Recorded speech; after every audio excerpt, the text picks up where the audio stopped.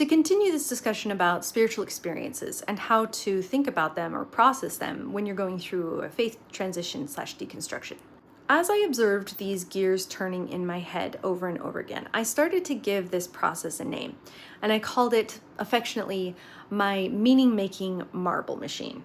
And once I had recognized that I had this meaning-making marble machine inside me that would engage anytime I had a synchronicity, an open-hearted experience, an emotion of wonder or awe, all of those things could engage my meaning-making marble machine, and it would almost always lead me down this same path of like, oh, this is my relationship to God. God is real.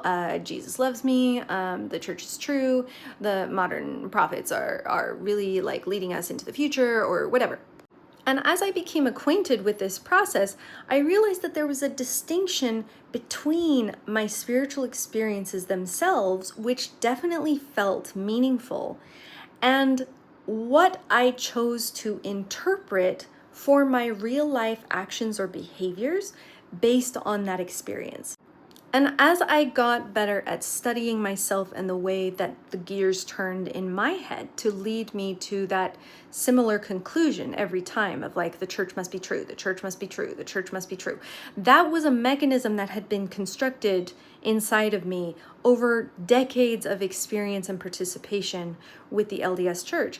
And as I was like becoming aware of the way that I had based huge amounts of behavior, time, money, life choices on spiritual experiences that didn't necessarily justify that much weight, I also got better at seeing the ways that my current tense spiritual experiences were really beautiful, remarkable, meaningful experiences.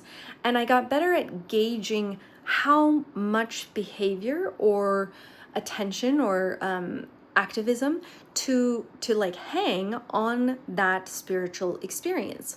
And I started to calibrate my actions to the intensity or the actual scientific basis, I guess, of the spiritual experience.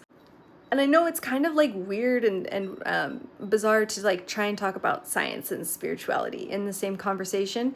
Most people will try to discredit one or the other.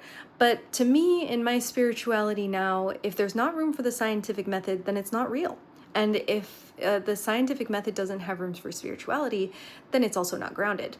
All of this has just led me to a place where I feel very comfortable validating spiritual experiences, but not necessarily every conclusion that comes from them.